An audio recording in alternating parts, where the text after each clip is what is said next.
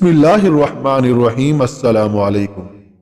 سورہ یوسف کا انتہائی پیارا سبق۔ زندگی میں اگر آپ کے انتہائی عزیز اور قریبی لوگ بھی آپ سے دغا کر چاہیں، آپ کے خلاف ہو جائیں، تب بھی اگر آپ صبر سے کام لیں اور اللہ پاک پہ کامل بھروسہ رکھیں تو اللہ پاک آپ کو وہ مقام عطا کریں گے کہ زمانہ دیکھتا رہ جائے گا۔ اندھیری نگری میں روشنی اور نور کے خزانے آپ پہ کھول دیے جائیں گے۔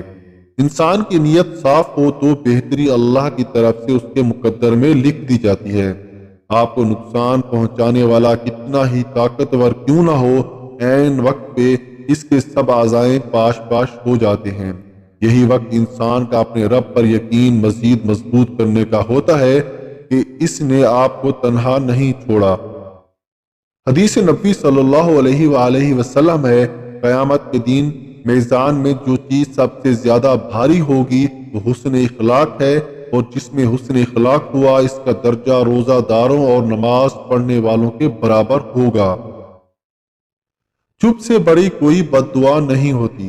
انسان جب بولتا ہے تو قدرت خاموش رہتی ہے، اور جب بندہ خاموش ہو جاتا ہے تو قدرت انتقام لیتی ہے، اور بے شک اس کا انتقام بہت برا ہوتا ہے۔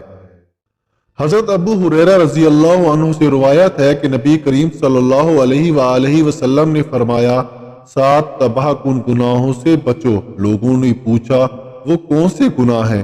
آپ نے فرمایا، اللہ کے ساتھ کسی کو شریک کرنا، جادو کرنا، کسی کو ناحق مار ڈالنا، سود کھانا، یتیم کا مال کھانا، میدان جہاد سے بھاگ جانا، نیک عورتوں پر تہمت لگانا۔ حدیث نبی صلی اللہ علیہ وآلہ وسلم ہے، قیامت کے دن میزان میں جو چیز سب سے زیادہ بھاری ہوگی وہ حسن اخلاق ہے، اور جس میں حسن اخلاق ہوا اس کا درجہ روزہ داروں اور نماز پڑھنے والوں کے برابر ہوگا۔ انسان کی نیت صاف ہو تو بہتری اللہ کی طرف سے اس کے مقدر میں لکھ دی جاتی ہے۔